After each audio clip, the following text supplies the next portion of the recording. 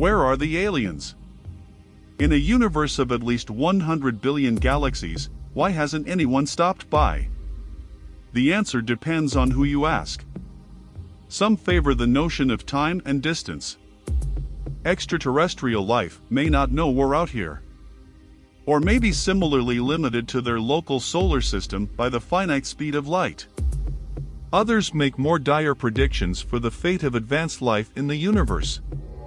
Catastrophic events such as war, disease, or stellar bad luck that effectively eliminate evolving life once it reaches a certain threshold. But what if the truth lies closer to home? What if invisible aliens exist among us, already here but unseen by human eyes? Astrobiologist Samantha Rolfe of the University of Hertfordshire took this idea and ran with it. Exploring the possibility of a shadow biosphere capable of supporting alien life on Earth, just not life as we know it. What we do in the shadows. Phosphorus represents a key biochemical building block for RNA and DNA formation in earthbound life. All organisms, plants, and animals require a source of phosphorus to survive, despite its relative scarcity. As noted by Matthew Posick of the University of South Florida, phosphorus is the least abundant element cosmically relative to its presence in biology.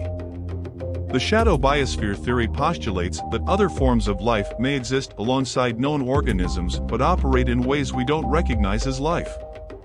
Consider the monolake microorganisms, which use arsenic rather than phosphorus to generate essential energy, while their arsenic adaptation stems from very specific environmental conditions. It's also possible that larger-scale shadow biospheres have existed throughout Earth's history. According to Astrobiology magazine, Earth could have had several cradles of life over its 4 billion-year history. Some may have collapsed as environmental conditions changed, while others might have been overrun by our phosphorus-loving progenitors. It's also possible that meteorite impacts or covert alien landings introduced life into our ecosystem that required a novel energy source. And shadow biospheres have been humming along undetected and undisturbed for centuries or even millennia. What does this mean for our theory of invisible aliens? The good news is that a proof-of-concept shadow biosphere already exists in arsenic-using organisms. The bad news?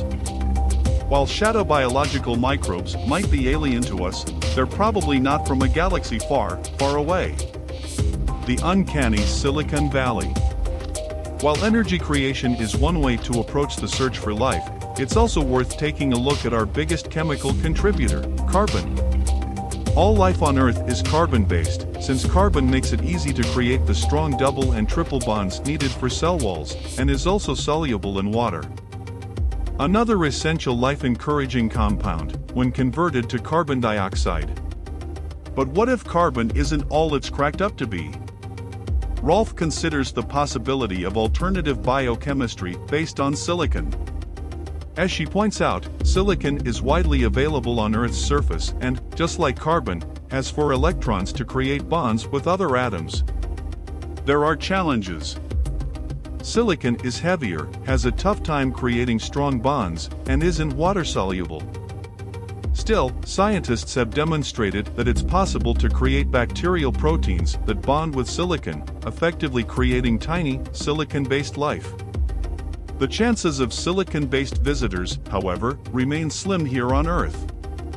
Still, there's speculation that intersolar moons or exosolar planets could have a chemical makeup that favors silicon life over its carbon companion. Here, climbing out of the terrestrial-focused valley of common life classification means thinking outside the biological box to prioritize the collective action of potential aliens rather than their chemical composition. Interstellar rest stop. What if our invisible aliens aren't living among us in shadow biospheres or using different building blocks? What if they've already visited and aren't coming back? What if they're not aliens at all? As noted by Business Insider, it's possible that interstellar travelers visited Earth billions of years ago when their own star system was closer to ours. Maybe they watched the first organic molecules form or walked among the dinosaurs. Perhaps they accidentally nudged an asteroid toward Earth on their way out of town? Other experts like Harvard's Avi Loeb wonder if strange interstellar objects like Oumuamua, the first known interstellar object to pass through our solar system, detected in late 2017, were of alien origin and sent to Earth deliberately. Go deeper into We're Not Alone Out Here speculation, and you'll find theories like the one from Michael Masters of Montana Technological University in Butte. He notes that while the collective evidence for unidentified flying objects continues to grow, details on actual extraterrestrials are almost entirely absent. He posits that the seeming existence of advanced technology without alien operators could suggest a future in which humanity discovers time travel. Humans regularly visit the past and occasionally make the mistake of letting their advanced craft get noticed. Since they're physically and visually human, any crash landings or future people infiltrations would go unnoticed. In effect, they're temporal visitors, aliens by eons rather than elements. We are not alone. Are we the only house in the galactic neighborhood? Maybe not. Although shadow biospheres and invisible aliens aren't the probable solutions to our carbon-based isolation, they're critical steps in changing the way we view life, the universe, and everything.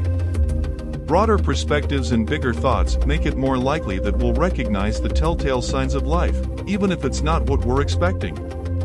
What are your thoughts? Please leave a comment below the video. Thanks for watching, and see you next time.